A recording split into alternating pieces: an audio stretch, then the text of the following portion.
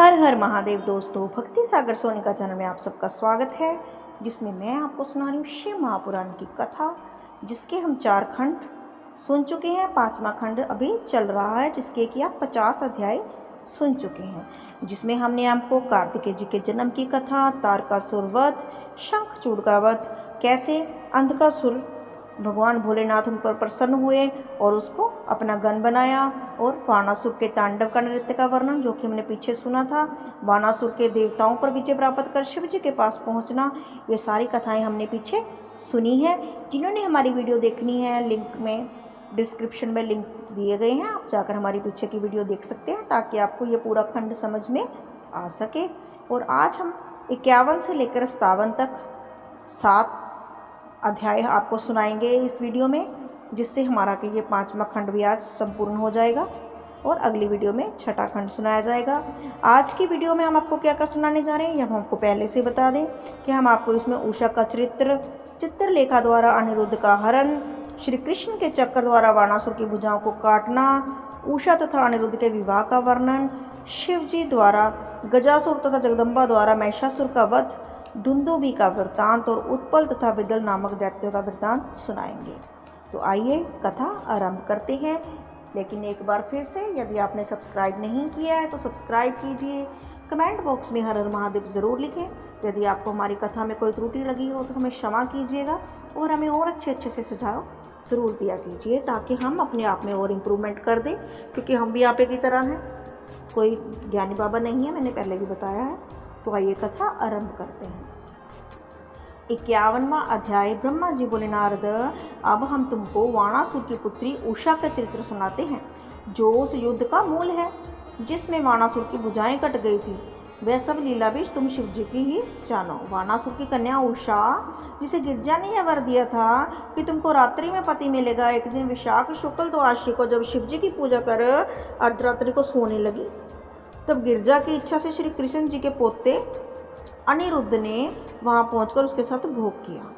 कृष्ण जी का पुत्र था अनिरुद्ध। उसी समय उषा कुछ सकुचाई, परंतु अनिरुद्ध गिरजा की कृपा से तुरंत कृतकाय हो अपने घर चला गया। तब उषा मृतक के समान स्थिर होकर बहुत रोई। फिर उसने अपनी सखियों से सब हाल क्या सुनाया। उसने अनिरुद्ध को पुनः प्राप्त करने की इच्छा की, अपनी सखियों से उसकी बड़ी प्रशंसा की और गिरजा का ध्यान किया। उसी समय कुंभांड की पुत्री चित्रलेखा ने, जो उषा की सखी थी, उषा को बहुत समझाया तथा उसे पहले जन्म का सवाल क्या सुनाया। उसे सुनकर उषा अत्यंत प्रसन्न हुई। तब उसने अत्यंत विनय के साथ चित्रलेखा से कहा, हे सखी, जिस पति को गिरजा ने मुझे रात्रि के समय दिखाया है, उसे तुम किसी प्रकार छिपाकर मेरे पास ले आओ, मुझसे भेंट करा दो। यह बात तुम्हारे लिए कुछ भी कठिन नहीं। इतना कहकर उषा फिर बोली, तुम सब सखियाँ इस बात को सत्य समझ लो कि जिस मनुष्य के मिलने से रात्रि के समय मुझको बहुत सुख प्राप्त हुआ, वह मनुष्य यदि फिर ना मिला तो मेरी मृत्यु तो निश्चित ही है। यह सुनकर चित्रलेखा ने हंसकर कहा, सखी, मैं तुम्हारे सब दुख दूर कर दूंगी, जिससे तुम्हें वो परमानंद आएगा। यदि वह मनुष्य तीनों भुवनों में कहीं होगा तो उसे तुरंत ही तुमसे मिलना दूंगी। यह कहकर चित्रलेखा अपने कपड़े के ऊपर सब प्राणियों के स्वरूप खींचने लगी, क्योंकि वे बहुत अच्छी चित्रकारक थी, बहुत अच्छे चित्र बनाती थी। उसने आदि से अंत तक जितने भी देवी देवता आदि आकाश के निवासी सबके रूप बनाए, परंतु उषा ने उनमें से किसी को नहीं पहचाना। तब वह मनुष्य के चित्र बना बनाकर दिखलाने लगी। हे नारद, जो चित्रलेखा यदुवंश का चित्रित करने लगी, तब उसने कर्मश वासुदेव, राम, कृष्ण, प्रद्युम्न, अनिरुद्ध के चित्र बनाकर उषा को दिखाए। उषा ने अनिरुद्ध के स्वरूप को देखकर पहचान लिया और कहा कि यही तो है जिसने मेरा मन चुराया है। तो चित्रलेखा यह जानकर उषा कृष्ण के पुत्र अनिरुद्ध पर मोहित है, शिव जी का ध्यान धरकर योग माया के बल से ज्येष्ठ शुक्ला चौदशी को कृष्ण जी के भवन में गई। वहां उसने यह देखा कि अनिरुद्ध अपनी पत्नी के साथ मदपान कर रहे हैं। उनकी किशोर अवस्था, श्याम रंग, अत्यंत सुंदर स्वरूप को देखकर चित्रलेखा ने तामस योग को प्रकट कर चारों ओर अंधेरा कर दिया। तदुपरांत वह उस शैया को, जिस पर अनिरुद्ध बैठे हुए थे, अपने मस्तक पर रखकर योग बल से उड़ चली। उसे उषा के पास लाकर रख दिया। जिस समय उषा ने आश्चर्यचकित होकर अनिरुद्ध को देखा, अत्यंत गुप्त रूप से भीतर ले जाकर यह इच्छा की कि मैं उनके साथ भोग विलास करूं, उस समय का यह हाल द्वारपालों तथा रक्षकों ने जान लिया। वे अत्यंत आश्चर्य करके उषा के अपकर्म तथा छल पर पश्चाताप करने लगे। फिर जब उन्होंने उषा के घर जाकर अनिरुद्ध को इस प्रकार देखा कि वे भोग विलास में लिप्त हैं, तो उन्होंने तुरंत ही वाणासुर के पास जा स्तुति करते हुए कहा कि स्वामी, आप तीनों लोगों के ऐसे राजा हैं जिससे ब्रह्मा भी डरते हैं। प्रभु, इस समय आपके पुत्र के घर में एक अकेला मनुष्य बैठा है, आप स्वयं ही चलकर देख ले और जो उचित हो वो करे, क्योंकि ये ठीक नहीं है। अब वो पिता था वाणासुर, उसको बड़ा दुख हुआ, बड़ा क्रोध हुआ कि ये क्या हो रहा है मेरे घर में। उसने वहां जाकर अनिरुद्ध को देखा तथा मन में विचार किया कि यह मनुष्य कोई बड़ा वीर युद्ध करने वाला तथा प्रण का दृढ़ है, इसने मेरे कुल धर्म को नष्ट कर दिया। यह विचार कर वाणासुर ने अपने वीरों को आज्ञा दी कि इसके तुरंत मार डालो। नारद, वाणासुर ने अपने सेवकों को यह आज्ञा देकर अनिरुद्ध को देखा। उस समय उनका तेजस्वी रूप देखकर उसे बहुत संदेह हुआ, इसलिए 10 शस्त्र सेना अनिरुद्ध को मारने के लिए तैयार हुई। यह देखकर अनिरुद्ध भी निर्भय उठ खड़े हुए, अपने एक हाथ में परिघ उठाकर तुरंत ही द्वार की ओर चल दिए। उस सेना पर इस प्रकार आक्रमण किया कि एक भी सैनिक जीवित नहीं बचा। इसके पश्चात अनिरुद्ध से युद्ध करने के लिए जो भी आया बुरी तरह मारा गया। 1 लाख वीर आकर अनिरुद्ध से लड़ने लगे, उनको भी मार दिया गया। जब वाणासुर को युद्ध का समाचार मिला तब वह स्वयं अपने रथ पर सवार होकर आ गया। उसके रथ पर कुंभांड नाम का मंत्री सारथी के समान बैठकर आया। उस पर अनिरुद्ध ने अपनी तलवार द्वारा सारथी तथा वाणासुर को घायल कर दिया। तो वाणासुर ने अनिरुद्ध पर अपनी सांग चलाई। अनिरुद्ध ने वाणासुर के हाथ से सांग छीन ली और उन पर आक्रमण कर दिया। उस युद्ध को देखकर दैत्य देवता आश्चर्यचकित हुए। तब वाणासुर अनिरुद्ध को अत्यंत बलशाली समझकर वहां से अंतर ध्यान हो गया और माया युद्ध करके अनिरुद्ध को पार कष्ट दिया। कुंभांड ने वाणासुर को अनेक प्रकार से समझाया तथा उसका क्रोध शांत किया। फिर उसने अनिरुद्ध को अच्छे उपदेश देकर भली प्रकार समझाते हुए कहा, अनिरुद्ध, अब तुम वाणासुर के हाथ जोड़कर यह कहो कि तुम हमसे हार गए, तुम हमको प्राणदान दो। यह सुनकर अनिरुद्ध ने कहा, मूर्ख, तू क्षत्रिय धर्म नहीं जानता। क्षत्रियों को युद्ध में सम्मुख होकर मरना अत्यंत आनंदमयी होता है। जब धर्म ही न रहा तो जीना किस काम का। ऐसा मनुष्य दोनों लोकों में आनंद नहीं उठा सकता। ऐसे वचन सुनकर वाणासुर अत्यंत क्रोधित हुआ तथा उसने चाह के अनिरुद्ध का वध कर डाले। इस इच्छा से ज्यों ही उसने अपना त्रिशूल उठाया तभी एक आकाशवाणी हुई। उस आकाशवाणी को अनिरुद्ध से सबने सुना। वह यह थी कि वाणासुर, तू ऐसा पाप क्यों करता है? तू बलि का पुत्र और शिव का भक्त है। यह काम अच्छा नहीं। यह बालक मार डालने के योग्य नहीं। इसके शिवजी रक्षक हैं, शिव के स्वामी हैं, इनके अधीन तीनों लोक हैं। वह शिव जिसका पालन करने वाला तथा प्रलय करने वाला है। तुझको यह उचित है कि तू ऐसे शिव की पूजा किया करे। जब शिव जी तेरे ऊपर कृपा करेंगे उस समय तेरा गर्व नष्ट हो जाएगा। हे नारद, इस आकाशवाणी को सुनकर वाणासुर उस स्थान से उठकर अपने घर को चला गया। अनिरुद्ध ने भी देवी का स्मरण किया तथा में बड़ी स्तुति की, जिससे श्री महाकाली अत्यंत प्रसन्न हुई और गिरजा का ही एक रूप है मां काली। उन्होंने अनिरुद्ध को आनंद दिया तथा स्वयं अंतर ध्यान हो गई। तब अनिरुद्ध फिर उषा के पास चले गए। ब्रह्मा जी ने कहा, हे नारद, जिस समय चित्रलेखा अनिरुद्ध के आकाश में लेकर उड़ी थी ना, उसी समय अनिरुद्ध की पत्नी जोर जोर से रोने लगी कि ये क्या हो गया। और कृष्ण बलराम सहित समस्त यदुवंशियों को अत्यंत चिंता हुई। उन सब ने अनिरुद्ध को चारों ओर ढूंढा परंतु कहीं ना मिले। इस प्रकार 4 महीने व्यतीत हो गए। कोई यही नहीं जान सका कि अनिरुद्ध कहाँ है। नारद, तब भगवान सदाशिव की आज्ञा पाकर एक दिन तुम श्री कृष्ण के पास पहुँचे और आदि से अंत तक सारा वृत्तांत कह सुनाया। उसी समय गरुड़ भी श्री कृष्ण जी की सहायता के निमित्त उनके पास जा पहुँचे। शोणितपुर पहुंचकर कृष्ण जी ने अपनी सेना द्वारा नगर को चारों ओर से घेर लिया।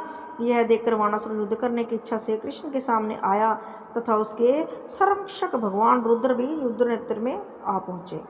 उस समय दोनों सेनाओं में घोर युद्ध हुआ। रुद्र ने श्री कृष्ण के साथ युद्ध ठाना।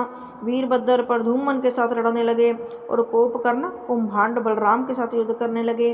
वाणासुर के पुत्र ने सांब का सामना किया। इस प्रकार सभी योद्धा अपने अपने हिसाब के साथ जोड़ी बनाकर युद्ध करने लगे। हे कृष्ण जी की सेना से युद्ध करने लगा वाणासुर भी। उस महायुद्ध को देखने के लिए मैं तथा अन्य सभी देवता भी पहुंचे। शिव जी के गणों ने यदुवंशियों के साथ युद्ध छेड़ रखा था। इस प्रकार उस युद्ध में एक ओर तो कृष्णचंद्र जी थे और दूसरी ओर भगवान सदाशिव थे। उस युद्ध का वर्णन इस प्रकार किया जाए, कोई भी युद्ध अपने स्थान से तनिक भी विचलित नहीं होता है। जिस समय कृष्ण जी और बलराम जी ने अपने शस्त्र वर्षा द्वारा दैत्य तथा शिवगणों का मुंह फेर दिया। उस समय शिव ने अत्यंत क्रुद्ध हो अपनी घोर गर्जना द्वारा यदुवंशियों की सेना को भयभीत किया, जिसके कारण वे लोग भी युद्ध क्षेत्र में भागने लगे। कृष्ण जी ने बहुत क्रोध करके शिव जी के ऊपर अपने पैने बाणों को प्रहार किया, परंतु शिव ने उन सब बाणों को पल भर में काट दिया। तब कृष्ण जी ने क्रुद्ध होकर शिव जी के ऊपर ब्रह्मास्त्र प्रयोग किया। शिव जी ने उसे भी निष्फल कर दिया। इस प्रकार कृष्ण ने शिव के ऊपर जितने भी अस्त्र छोड़े सब निष्फल थे, क्योंकि ये तो भगवान की माया थी ना। वो अपने भक्त के अधीन होकर कृष्ण भगवान के साथ लड़ने के लिए आए भोलेनाथ। असल में तो वो तो कृष्ण भगवान को भजते हैं। तो शिव ने पित्त ज्वर को छोड़ा, उसने शीत ज्वर को निष्फल कर दिया। उस समय शिव जी ने दोनों ज्वरों को यह आज्ञा दी कि तुम दोनों हमारे भक्तों को कभी न सताना, हम तुम्हें आज से अपने सेवक बनाए लेते हैं। अब तुम प्रसन्न होकर अपने घर को जाओ। सुनकर शीत ज्वर तथा पित्त ज्वर अपने अपने स्थान को चले गए। नारद शिव के इस चित्र को देखकर श्री कृष्ण बहुत दुख हुआ और वीरभद्र ने प्रद्युम्न को अपने शक्ति का प्रयोग किया, जिसके द्वारा तारक का संहार किया था। उस शक्ति को आते हुए प्रद्युम्न अत्यंत व्याकुल और शुद्ध क्षेत्र से भाग खड़े हुए। इस प्रकार बलभद्र आदि संपूर्ण यदुवंशी योद्धा भी क्षेत्र को छोड़कर भागे। यह देखकर गरुड़ ने अपने पंखों को फैलाकर उपद्रव को मचाना आरंभ कर दिया। तब नंदीश्वर ने अपने सिंगों द्वारा गरुड़ के पंखों को छेद दिया। उस समय गरुड़ बड़ी कठिनता से नंदी के पंजों से निकलकर भाग खड़े हुए। जब कृष्णचंद्र ने अपनी सेना की यह दुर्दशा देखी तो अत्यंत चिंता हुई। उसी समय उन्होंने अपने सारथी दारुक से यह कहा कि दारुक, यह देखो, ये कैसा आश्चर्य है कि शिव ने वाणासुर को यह शाप दिया था कि कृष्णचंद्र तेरी भुजाओं को काटेंगे, लेकिन यहाँ तो कुछ और ही हो रहा है। भोलेनाथ स्वयं आ रहे हैं उसकी रक्षा करने के लिए। अब क्या करें? उसी शाप के कारण वाणासुर की भुजाएं काटने के लिए आ खड़े हुए हैं। शिव जी अपने वचन को मिथ्या सिद्ध कर रहे हैं। अब क्या करें? ऐसे व्यवहार से प्रतिष्ठा कम हो रही है। हम शिव से मिलकर कुछ बात करना चाहते हैं। तुम हमारा रथ उनके समीप ले चलो, जिससे हम वाणासुर के शाप की बात स्मरण करा दें और वाणासुर की सहायता करना शिव बंद कर दें। कृष्ण की आज्ञा सुनकर दारुक रथ को शिव के पास ले गया। कृष्ण जी ने शिव के चरणों में प्रणाम कर हाथ जोड़कर स्तुति की और कहा, प्रभु, भूल गए हैं शायद आप ही ने तो ये शाप दिया था कि तेरी जो भुजाएं हैं वो कृष्ण जी काटेंगे, और वही काटने के लिए मैं आया था, क्योंकि आपने शाप दिया था। आप वाणासुर की रक्षा करना छोड़ दीजिए, जिससे युद्ध में मुझे विजय प्राप्त हो। कृष्ण जी के मुख से वचन सुनकर शिव बोले, कृष्ण, तुम सबसे बड़े, सबसे श्रेष्ठ हो, तुम साक्षात विष्णु का अवतार हो। इस समय तुम जो कुछ कह रहे हो वह भी पूर्ण सत्य है, परंतु यह भी स्मरण रखो कि हम भक्ति के अधीन हैं। जब हम यह रक्षक बनकर उपस्थित हैं तब हमारे देखते हुए वाणासुर की भुजाएं कट ही नहीं सकती। इसीलिए हम तुम्हें को उपाय बताते हैं, उसके करने से तुम्हारे अवश्य ही सफलता मिलेगी। उपाय क्या है बताइए? कह रहे, जम्बनास्त्र का प्रयोग करो। उस अस्त्र के लगने पर हम निद्रा के वशीभूत हो सो जाएंगे। उसी समय तुम अपनी मनोभिलाषा पूर्ण कर लेना, जिससे तुम पर भी नहीं आ जाएगी और मुझ पर भी नहीं आ जाएगी। शिव जी की आज्ञा सुनकर श्री कृष्ण जी अपने स्थान पर लौट आए। तदुपरांत उन्होंने जम्बनास्त्र का प्रयोग किया और शिव जी को सुला दिया। जब वाणासुर ने अपनी सेना के बल को कमी देखी तो अत्यंत क्रुद्ध हुआ और सिंहनाद करता हुआ कृष्ण के सामने आकर घोर युद्ध करने लगा। श्याम सुंदर ने अपने धनुष पर अनेक बाण चढ़ाकर वाणासुर के ऊपर चलाए और उनके बाणों को काटते हुए अपने बाणों के द्वारा उन्हें चारों ओर से ढक लिया। जिस समय कुंभांड ने अपने प्रहारों द्वारा यदुवंशी सेना को विचलित किया, उसी समय बलराम जी ने अपने हल मूसल द्वारा कुंभांड के मस्तक को हिलाने की चेष्टा की। हे नारद, गरुड़ जी भी रण क्षेत्र में लड़ने लगे। उनके पंख प्रहारों से व्याकुल होकर दैत्यों की सेना युद्ध क्षेत्र से भागने लगी। यह देखकर वाणासुर ने अपने त्रिशूल द्वारा गरुड़ को मूर्छित करके पृथ्वी पर गिरा दिया। वाणासुर श्री कृष्ण जी में इस प्रकार का घोर युद्ध होने लगा कि संपूर्ण संसार में हाहाकार मच गया। हे नारद, तदुपरांत वाणासुर ने कृष्ण जी के साथ घोर युद्ध आरंभ कर दिया। तब कृष्ण जी ने अपनी बाण वर्षा द्वारा वाणासुर के रथ को, घोड़ों को मार गिराया। फिर उन्होंने एक बाण ऐसा छोड़ा कि उसके लगते ही वाणासुर घायल हो पृथ्वी पर गिर पड़े। कुछ देर बाद जब उसे होश हुआ तब वह त्रिशूल हाथ में लेकर कृष्ण जी से फिर युद्ध करने लगा। उसने अपने त्रिशूल द्वारा कृष्ण जी को बहुत दुख पहुंचाया। तब कृष्ण जी ने अपने बाणों से अनेक त्रिशूल और गदा को काट दिया। कृष्ण जी के धनुष को काट डाला उसने। तब कृष्ण जी ने शिव के शाप का स्मरण करते हुए वाणासुर को पकड़ लिया और अपने चक्र द्वारा भुजाओं को काट डाला और सिर्फ 4 भुजाएं ही रहने दी। शिव की कृपा से वाणासुर को भुजाओं के कटने का दुख नहीं हुआ, उसके सभी घाव तुरंत भर गए। हे नारद, उस समय कृष्ण ने क्रोध तथा इतना बढ़ाया कि उन्होंने वाणासुर के मस्तक को काट डालने की इच्छा प्रकट की। यह जानते ही शिव की ओर से सोए पड़े थे, परंतु जन जाग पड़े और कृष्ण की ओर क्रोधपूर्वक देखते हुए इस प्रकार कहने लगे, कृष्ण, हमने जो आज्ञा दी थी उसे तुम पूरी कर चुके हो। अब वाणासुर के मस्तक को मत काटो। तुम्हें ज्ञात होगा कि तारक तथा रावण पर जब तुमने चक्र चलाया था उस समय निष्फल हुआ था, क्योंकि वे दोनों हमारे भक्त थे। इसलिए हमारे भक्त वाणासुर, तुम इतना क्रोध मत करो, क्योंकि ये चक्र हमारे भक्तों पर नहीं चलता है। और अनिरुद्ध और उषा सहित अपने घर ले जाओ। शिव जी की इस आज्ञा को कृष्ण जी ने स्वीकार किया और वाणासुर तथा कृष्ण जी में मित्रता स्थापित हो गई। तदुपरांत वाणासुर ने अनिरुद्ध के साथ उषा का विवाह कर दिया और कृष्ण, बलराम आदि सभी लोग अनिरुद्ध और उषा को लेकर यहाँ से विदा हुए। शिव का गण बनकर दैत्य पद त्याग देवता बन गया वाणासुर। इतनी कथा सुनकर नारायण ने कहा, पिताजी, आप कृष्ण जी, अनिरुद्ध और उषा को साथ लेकर द्वारका को चले गए, तब वाणासुर ने क्या किया वह मुझे बताइए। शिव ने वाणासुर को अपना गण किस प्रकार बनाया वह भी मुझे सुनना है। सुनकर ब्रह्मा जी बोले, पुत्र, श्री कृष्ण जी के चले जाने के पश्चात वाणासुर अपनी मूर्खता पर बड़ा ही लज्जित हुआ और अहंकार को धिक्कारने लगा। उसी समय नंदीश्वर ने वाणासुर के पास पहुंचकर उसे समझाया कि वाणासुर, तुम शिव जी के सम्मुख अपने अहंकार का प्रदर्शन किया था, उसी का फल तुम्हें प्राप्त हुआ है। अब तुम शिव जी की शरण में जाओ। शिव की इच्छा से जो कार्य है उसी तुम्हें प्रसन्न रहा करो। संपूर्ण अहंकार को त्याग दो। तुम तांडव नृत्य द्वारा शिव को रिझाओ, तब वे प्रसन्न होकर तुम्हारी चिंता को दूर करेंगे। हे नारद, यह सुनकर वाणासुर अत्यंत प्रसन्न हो शिव के समीप गया, रोने लगा, अपराध की क्षमा मांगने लगा। उसने शिव से सम्मुख तांडव नृत्य आरंभ कर दिया। भोलेनाथ तांडव से बड़े प्रसन्न होते हैं। उस नृत्य को देखकर शिव ने भी अत्यंत प्रसन्न होकर वाणासुर से कहा कि वाणासुर, तेरे नृत्य गायन से मैं बहुत प्रसन्न हूँ। तू हमें अत्यंत प्रिय है, इसलिए हमने अपनी लीला द्वारा तेरे अहंकार को नष्ट कर दिया। अब तू जो चाहे वरदान मांग ले। सुनकर वाणासुर ने उत्तर दिया, हे प्रभु, आप मेरे ऊपर यही कृपा कीजिए कि मेरा शरीर दैत्य भाव से छूट जाए और मैं आपके गणों में स्थान प्राप्त करूं। इसके साथ ही आप मुझे वरदान दे दीजिए कि मेरी पुत्री उषा द्वारा जिस बालक की उत्पत्ति हो वही शोणितपुर का राज्य प्राप्त करे। वह बालक देवताओं से कभी भी शत्रुता ना करे। मेरे वंश से दैत्य भाव सदा के लिए नष्ट हो जाए। प्रभु, मैं यही चाहता हूँ। हे नारद, इतना कहकर वाणासुर शिव जी के चरणों में गिर पड़ा। स्नेह की अधिकता के कारण उसके नेत्रों से अश्रु बहने लगे, कंठ गदगद हो उठा। यह दशा देखकर शिव अत्यंत प्रसन्न हो वाणासुर को अपने हाथों से उठाकर हृदय से लगाते बोले, वाणासुर, तुम हमारे परम भक्त हो। हमसे जो वरदान मांगे हम तुमको सब देते हैं। तुम गणों के स्वामी होकर महाकाल नाम से प्रसिद्ध हो गए। तुम युद्ध में कभी भी किसी से परास्त ना होगे।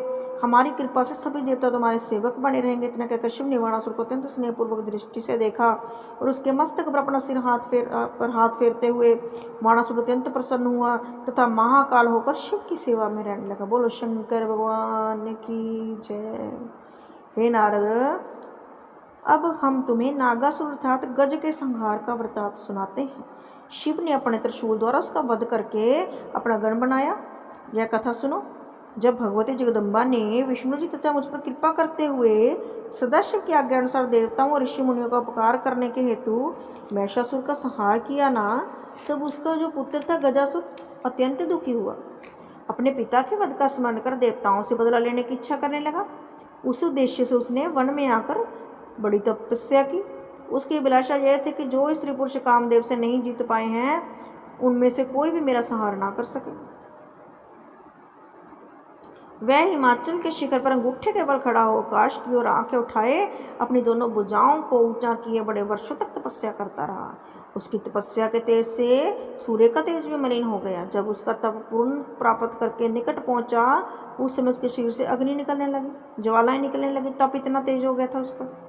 उसी समय देवता ऋषि मुनि आदि दुखी होकर मेरे पास आ गए कि गजासुर का तो तेज ही बहुत है, हम सह नहीं पाएंगे। प्रभु, कृपा करके गजासुर के पास जाइए और उसे वरदान दीजिए, संतुष्ट कीजिए, नहीं तो आग लग जाएगी, दुख बढ़ जाएगा। देवताओं की प्रार्थना सुनकर भृगु तथा अध्यक्ष आदि अपने पुत्रों के साथ ले गजासुर के पास जा पहुंचे।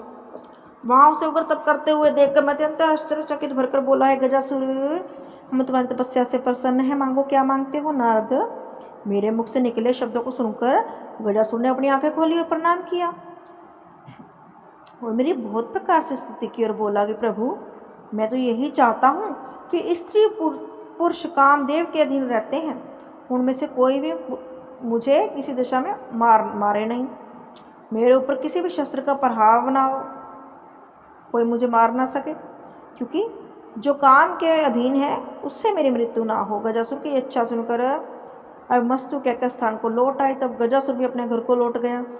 उसने बहुत सी सेना इकट्ठी की, तीनों भवनों को अपने प्रक्रम से जीत लिया। क्योंकि जब ये दैत्य लोग पहले तो तप करते थे, भक्ति भावना रखते थे, जब भक्ति बन जाती थी तप पूरा हो जाता था और वरदान मिल जाता था, उसके बाद सीधी चढ़ाई करते थे अपनी शक्ति लेके। किसके ऊपर? देवताओं के ऊपर। जैसे आजकल हम कोई नई गाड़ी, कोई नया सूट पहनती हैं लेडीज़, अपने फ्रेंड्स को दिखाती, नई गाड़ी लेकर हम बाहर घूमने जाते हैं कि 4 लोग देखें। वही हाल दैत्यों का था कि जब उनको कोई वरदान मिलता था तो वो उसको दिखाने के लिए, आजमाने के लिए सीधा इंद्रासन पर ही हमला करते थे कि देखो मैं कितना शक्तिशाली हूँ। जब उसे राज्य पद का अहंकार हुआ और विश्वास हो गया कि उसे कोई भी नहीं जीत सकता और धर्म करने पर उतर आया, उस समय उसने इस ब्राह्मणों को अनेक प्रकार के कष्ट देने आरंभ कर दिए। दैत्य है अपनी वही हरकतों पे आ गया। धर्मात्माओं को सताने लगा। शिव जी की राजधानी नंदवन अर्थात काशी जा पहुंचा। उसके उत्पातों से भयभीत होकर नंदवन अर्थात काशी के निवासी शिव के समीप जा पहुंचे। हाथ जोड़कर इस प्रकार कहने लगे, प्रभु, तीनों लोगों को जीतने के पश्चात गजासुर अब काशीपुरी में आ गया। उसने अपने अत्याचारों से सब लोगों को दुख पहुंचाया है। जिस समय वह हाथी के समय चाल से चलता है, पर्वत हिल जाते हैं प्रभु, वृक्ष टूट जाते हैं, बादल उसकी आज्ञा पाकर ही उड़ते हैं। क्या करें, समुद्र भी सूख गया। इस समय वाराणसी क्षेत्र में आकर उसने अपने भक्तों को बहुत दुख दिया। प्रभु, आप अपने भक्तों की रक्षा कीजिए। नारद काशी वासियों की प्रार्थना सुनकर भोलेनाथ हाथ में त्रिशूल लेकर काशी में पहुंचे। वहां गजासुर के समीप पहुंचकर उन्होंने ऐसा भयानक नाद किया, सुनकर दैत्यों की सेना में हाहाकार मच गया। जिसमें गजासुर ने शिव को त्रिशूल लेकर अपनी ओर आते हुए देखा, उस समय वह भी गर्जना करता हुआ उनके सम्मुख युद्ध करने के लिए चला गया। देखते देखते शिवजी तथा गजासुर परस्पर घोर युद्ध करने लगे। उस समय शिवजी ने गजासुर के सभी शस्त्रों को काटकर उसकी सेना को विचलित कर दिया। यह दशा देखकर गजासुर अपने हाथ में नंगी तलवार लेकर शिवजी को मारने के लिए दौड़ा और उन्हें ललकारता हुआ इस प्रकार कहने लगा कि हे शिव, आज मैं तुम्हें जीवित नहीं छोड़ूंगा। इतना कहकर उसने सभी गणों को अपने शस्त्रों की चोट से व्याकुल कर दिया। यह देखकर शिव जी ने अपने मन में निश्चित किया कि अब बिना विलंब किए मुझे इसका वध कर डालना चाहिए। अस्तु, शिव जी ने अपने त्रिशूल गजासुर के ऊपर छोड़ दिया। उस त्रिशूल का स्पर्श पाते ही गजासुर पवित्र हो गया तथा उसका दैत्य भाव नष्ट हो गया। उस समय वह अत्यंत प्रसन्न हो शिव की स्तुति करते हुए इस प्रकार कहने लगा कि प्रभु, धन्य भाग मेरे, जो आपके द्वारा मृत्यु मिली है। अब मेरी यह प्रार्थना कि आप मुझे परम पद प्रदान करें। संसार में जो जन्म लेता है उसे एक न एक दिन अवश्य मरना पड़ता है, परंतु मुझे जो मृत्यु मिली है ना, वो वेदों में भी दुर्लभ है, क्योंकि आपके हाथों से मिली है। उसके गजासुर के भक्तिपूर्ण वचन सुनकर शिव प्रसन्न हो गए। बोले गजासुर, फिर अत्यंत भक्तिपूर्ण वचन सुनकर प्रसन्न हो गया, जो इच्छा है तो मांगो। शिव के श्रीमुख से निकले वचनों को सुनकर गजासुर बोला, प्रभु, यदि आप मुझ पर इतने प्रसन्न हैं तो मुझे यह सौभाग्य प्रदान कीजिए कि आप मेरे शरीर के चमड़े को हर समय धारण करें। प्रभु, आपके त्रिशूल से मेरे शरीर का प्रतिदिन स्पर्श हो गया। इसके साथ ही आप कृतवासा के नाम से प्रसिद्ध हों। जो मनुष्य आप इस नाम को मुख पर लावे वो अपना संपूर्ण मोक्ष प्राप्त करे। प्रभु, और कृतवासा महाराज की जय। गजासुर की प्रार्थना सुनकर शिव ने कहा कि ठीक है। इस प्रकार बोले गजासुर, तेरा यह शरीर हमारा लिंग होकर कृतवासेश्वर के नाम से प्रसिद्ध होगा। बोलो कृतवासेश्वर महाराज की जय। जो इस लिंग का दर्शन करेंगे उनके संपूर्ण पाप नष्ट हो जाएंगे। काशी में हमारे जितने भी लिंग हैं उनमें इसे सर्वश्रेष्ठ पद प्राप्त होगा। यह कहकर शिव ने गजासुर को परम पद प्रदान किया।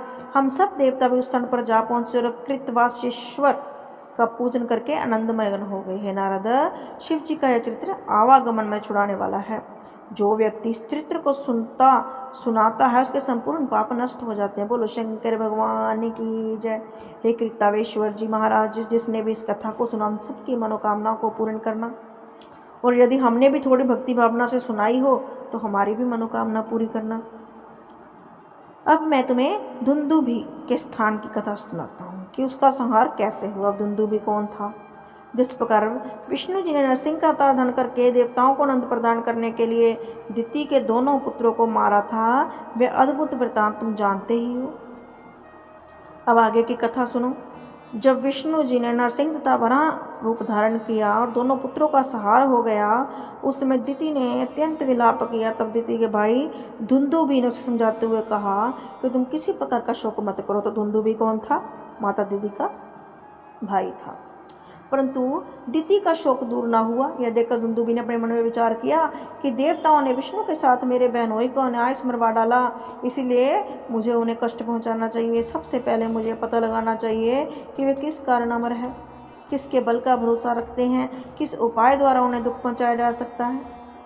तो शत्रु के लिए पहले ये आंकना जरूरी होता है ना कि कैसे मरेगा। वे द्वारा अपनी रक्षा करते हैं। ब्राह्मणों के पास पहुंचा कि ब्राह्मण वेद द्वारा अपनी रक्षा करते हैं और देवता ब्राह्मणों द्वारा पलते हैं। यदि ब्राह्मण नष्ट हो जाएं तो वेद भी नष्ट हो जाएंगे, और जब वेद नष्ट हो जाएंगे तब देवता दुर्बल हो जाएंगे, तो अपने आप ही मारे जाएंगे। तब मैं उन पर जीत हासिल कर लूँगा और आनंद को प्राप्त होऊंगा। जिस प्रकार ब्राह्मण संसार में सबसे बड़े हैं और वेद के मार्ग पर चलते हैं, उसी प्रकार काशी ब्राह्मणों का सबसे बड़ा घर है, क्योंकि सबसे ज़्यादा ब्राह्मण काशी में पाए जाते हैं। इसीलिए मुझे सर्वप्रथम काशी में पहुंचकर ब्राह्मणों को मारना चाहिए। धुंदुभि ने ऐसा सोचा। उस स्थानों में जाकर ब्राह्मणों को नष्ट करना चाहिए।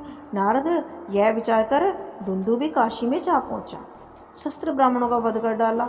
जब ब्राह्मण उसके भय से भयभीत हो अपने प्राणों की रक्षा करने के हेतु वन में भागने लगे, तब वह वन में जाकर उन सबको मारने लगा। वह अनेक प्रकार की माया करना जानता था, इसीलिए कभी वन में जाकर पशु बन जाता, कभी जल में पहुंचकर मगर बन जाता, कभी पृथ्वी पर राक्षस रूप द्वारा ब्राह्मणों को खा लेता। एक दिन की बात है कि रात्रि के समय एक शिव भक्त शिव जी के मंदिर में बैठकर पूजा कर रहा था। धुंदुभि ने उसे देखकर विचार किया कि मैं सिंह का रूप धारण करूं और इसको मार डालूं। परंतु जब उसने यह देखा कि सिंह का रूप धारण करके मैं उसे नहीं खा सकता हूँ, तो वह पर्वत के समान विशाल रूप धारण कर स्पर्श करने में समर्थ रहा। उसका यह अनाचार देखकर शिव भक्त की रक्षा हेतु उसी क्षण व्याघ्र के रूप में प्रकट हो गए। नारद जब उसने वह शिव को उपस्थित देखा तो यह इच्छा प्रकट की कि मैं शिव जी को भी निगल जाऊं। यह विचार कर वह जैसे ही शिव की ओर बढ़ा, वैसे ही शिव जी ने अत्यंत क्रोध किया और उसे पकड़ लिया। अपनी मुष्टि द्वारा उसे मार डाला। इस प्रकार शिव भक्त के प्राण बच गए। धुंदुभि के मारे जाने पर जो घोर शब्द हुआ ना, सुनकर शिव भक्त की आंखें खुल गई कि क्या हो गया, तो उसे तो पता ही नहीं क्या हो गया। भोले बाबा ने अपने आप ही सब कुछ संभाल लिया। उसी समय सभी काशीवासी स्थान पर एकत्रित हो गए और धुंदुभि को मरा हुआ देखकर अत्यंत प्रसन्न हुए। शिव की स्तुति करने लगे। उन्होंने शिव को प्रणाम करने को उपरांत कहा, प्रभु अब आप इस रूप में ही स्थित रहें, व्याघ्र नाम से प्रसिद्ध होकर अपनी काशी नगरी की रक्षा करें। हम सब लोग आपके दर्शन के अत्यंत प्रसन्न हुए। उनकी प्रार्थना को सुनकर शिव जी ने मस्तु कहा, परंतु बोले, भक्तों, व्यक्ति निश्चित विस्तार पूर्वक मेरे स्वरूप का ध्यान करेगा, मैं उसके संपूर्ण दुखों को दूर करूंगा। जो व्यक्ति मेरे चरित्र का स्मरण करके युद्ध करने के लिए जाएगा, उसे अवश्य विजय प्राप्त होगी। शिव जी के मुख से वचन सुनकर लोगों को अत्यंत प्रसन्नता हुई। उसी समय मैं तथा विष्णु जी भी सब देवताओं सहित वहां पहुंचे और शिव की स्तुति करते हुए कहने लगे कि प्रभु, धुंदुभि को मारकर आपने तीनों लोगों को तथा हमारी रक्षा की। हम आपके सेवक हैं, आप हमारे स्वामी हैं। ये सुनकर शिव ने प्रसन्न हो हम लोगों को अभयदान दिया और वे अपने उसी लिंग में जा व्याघ्रेश्वर नाम से प्रसिद्ध हो गए। बोलो व्याघ्रेश्वर मारे देव की जय। विष्णु जी तथा सभी देवता अपने अपने लोक को लौट आए और काशीवासी भी अपने अपने घर चले गए। तो हमने देखा यहाँ पर काशी में दो शिवलिंगों के बारे में हमें सुनने को मिले, एक कृतवासेश्वर और दूसरे व्याघ्रेश्वर नाम से प्रसिद्ध हुए। और इन दोनों की कथा सुनने से कहते हैं कि बहुत ही अनंत सुख प्राप्त होता है। तो आप भी ये कथा सुने और आगे शेयर करें। तो इतनी कथा सुनकर ब्रह्मा जी ने कहा, नारद, एक समय उत्पल तथा विंध्य नामक दो महाबलवान दैत्य उत्पन्न हुए। वे दोनों वन में पहुंचकर बहुत वर्षों तक तपस्या करते रहे। उन्होंने मेरा ध्यान किया, एक पांव पर खड़े होकर बहुत समय व्यतीत किया। उसी समय में प्रसन्न होकर वरदान देने के लिए बोला कि भक्तों, मैं तुम्हारी तपस्या से प्रसन्न हूँ, मांगो क्या मांगते हो। सुनकर दोनों भाइयों ने कहा, हे ब्रह्मा जी, आप हमें यदि वरदान देना चाहते हैं तो वरदान दीजिए कि हम किसी भी पुरुष के हाथों से न मरे। यह सुनकर शिव का ध्यान रखते हुए मैंने कहा ठीक है, और मैं वापस लौट आया। मुझसे वरदान प्राप्त कर लेने के कारण महाबली अजय हो गए। उन्होंने सोचा कि अब तो कोई आदमी तो हमें जीत नहीं सकता, मतलब देवताओं तो जीतना मुश्किल है, क्योंकि हमने बोल दिया ना कि किसी पुरुष के हाथों से ना मरे। तो उन्होंने क्या किया, देवताओं को दुख देना शुरू कर दिया। देवताओं के अधिकार, धन, सब प्रकार की वस्तुएं छीन ली। निर्भय होकर तीनों लोगों पर शासन किया। अत्याचार बहुत अधिक बढ़ गया उनका। देवता और मुनि अत्यंत दुखी होकर फिर मेरी शरण में, हे ब्रह्मा जी, ये कैसा आप उसको वरदान दिया है कि किसी पुरुष के हाथों से नहीं मरेंगे, अब क्या होगा, अब इन दुष्टों के हाथों से हमारी रक्षा कौन करेगा, कैसे मरेगा ये सुनकर मैंने उत्तर दे, देवताओं, वह दोनों जाते वीर वरदान के कारण अजय हैं, केवल शिव के द्वारा ही मृत्यु को प्राप्त हो सकते हैं। तुम लोग भोलेनाथ के पास जाओ। यह सुनकर सब देवता अपने स्थान को चले गए। तदुपरांत एक दिन तुम उन दैत्यों के पास जा पहुँचे। तुमने उनकी प्रशंसा की, कहा कि गिरजा परम सुंदरी है, जब तक वे तुम्हें प्राप्त नहीं हो जाती तब तक तुम्हारा राज्य कोष अधूरा है। इतना कहकर तुम तो वहाँ से चले गए। और दैत्यों ने विचार किया कि बात तो सही है, किसी न किसी प्रकार हम गिरजा को वश छीन लें। बहुत समय तक वे वही विचार करते रहे, हम किस उपाय का आश्रय लें जिससे गिरजा हमारी हो। अब तो रात दिन गिरजा का ही ध्यान।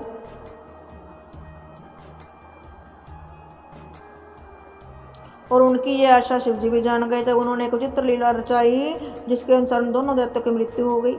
लीला यह थी कि एक दिन शिव ने अपने गणों के साथ कोई खेल खेलने लगे और गिरजा भी अपनी सखियों के साथ गेंद का खेल खेलने लगी।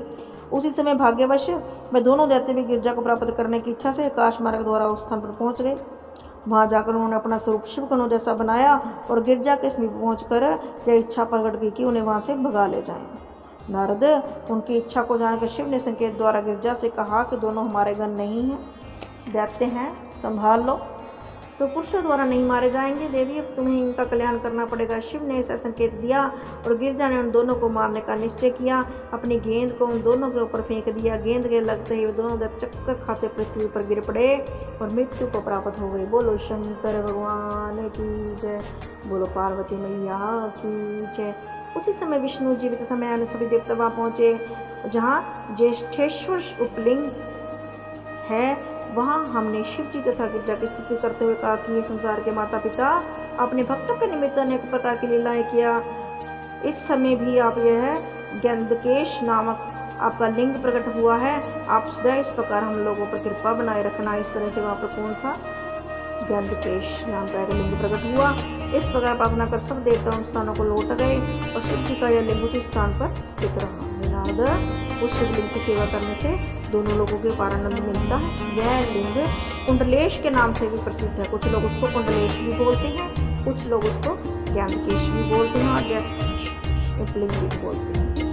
उसे दोनों लोगों में अनंत आनंद प्राप्त होता है। जो लोग शिव के चरणों द्वारा ध्यान से करते हैं, उनकी लीलाओं को भक्तिपूर्वक सुनते हैं, उनकी तीनों व्याधियां नष्ट हो जाती हैं और उन्हें अपार धन प्राप्त होती है। बोल शंकर भगवान की जय। पुराणे श्री शिव विलासे ब्रह्म नारद संवादे दीक्षित कृत भाषाए पंचमो खंड समाप्तम। तो इस तरह से हमारा ये 5वां खंड भी आज समाप्त हुआ। आगे की कथा सुनने के लिए, क्योंकि हमने आपको बताया था कि शिव महापुराण के 11 खंड हैं, तो आगे के खंड सुनने के लिए, 6ठा खंड सुनने के लिए आप हमारे साथ बने रहें। यदि हमें आपने अभी तक शेयर या सब्सक्राइब नहीं किया है तो ज़रूर कीजिए। कमेंट बॉक्स में हर हर महादेव ज़रूर लिखें। धन्यवाद।